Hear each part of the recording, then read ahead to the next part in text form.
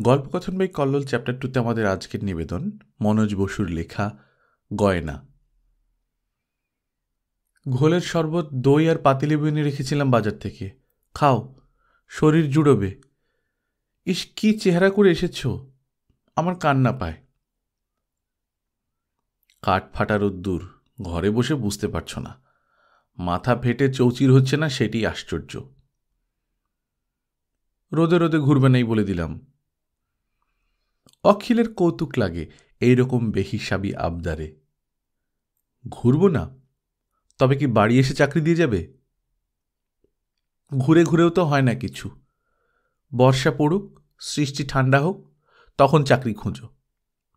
এক বাক্স গয়না আছে তো আমার, অত ভাবনা কিসের? অখিল শিউরে ওঠে। তোমার গয়নায় পেট চালাতে হবে? অসম্ভব। দায়ে বেদায়ে লাগে বলেই তো গয়না। কোনো কাজে আসবে না তো সোনার বোঝা বয়ে বেড়ানো কি জন্যে?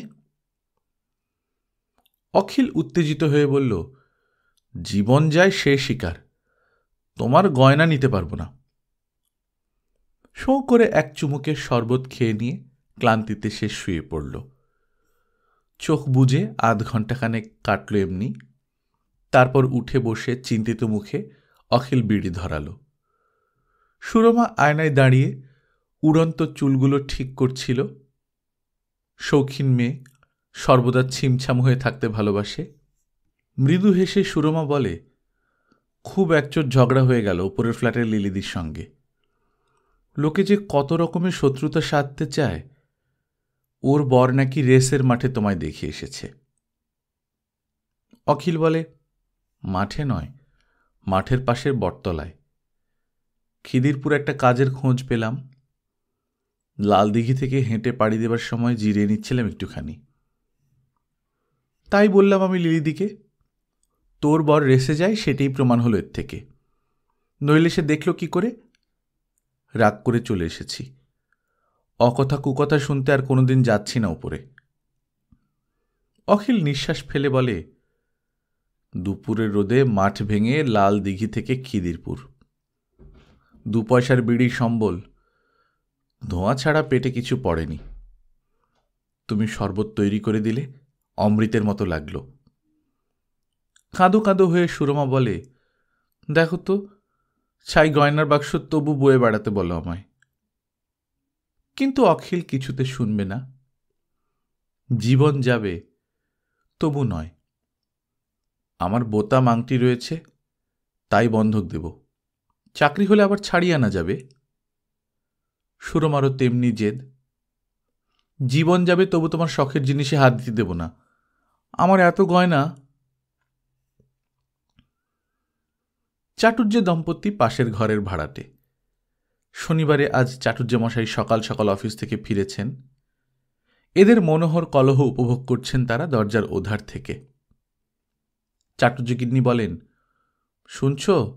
শুনে দেখো, কানের মাকড়ি জোড়া তুমি বেচে দিয়েছিলে, বিয়ের বছরটাও পেরোতে দাওনি। চাটুর্যে বলেন, ছেলে মানুষ বউটি কি বলছে শোনো একটু কান পেতে। বুড়ো হয়ে গেছ, সেই মাকড়ির শোক আজ অব্দি ভুলতে পারলে না। অখিল ঘুমিয়ে পড়লে সুরমা ছুটল ওপরতলায়, লিলি অর্থাৎ লীলাবতীর কাছে। সাড়া দিতে লিলি বেরিয়ে এলো। এই রাত্রে আজকে আবার আংটি বোতামের বায়না ধরেছে। সব গেছে, শনির দৃষ্টিতে এ দুটিও থাকবে না। তুই রেখে দে ভাই। কি জানি, তালা খুলে চুরি করে যদি বের করে নেয়। অভ্যাস আছে তো। 2 চোখে জলের ধারা বইছে। লিলি আঁচল দিয়ে মুছিয়ে দিল। সুরমা বলে, আর একটা কথা, তোর বরকে বলে গিলটির আংটি বোতাম ওইরকম 1 সেট গড়িয়ে দে ভাই। আমার সর্বস্ব ঘুচিয়ে ও যেমন গিলটির গয়নায় বাক্স ভরিয়ে রেখেছে, ঠিক তেমনি।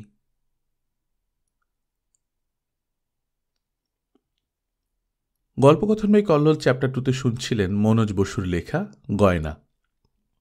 আমরা নিয়মিত গল্প পাঠ করে শোনাচ্ছি। আপনারা যারা প্রথমবারের মতো শুনছেন, কাইন্ডলি সাবস্ক্রাইব করে নেবেন। গল্প পাঠ ভালো লাগলে বন্ধুদের সঙ্গে শেয়ার করবেন।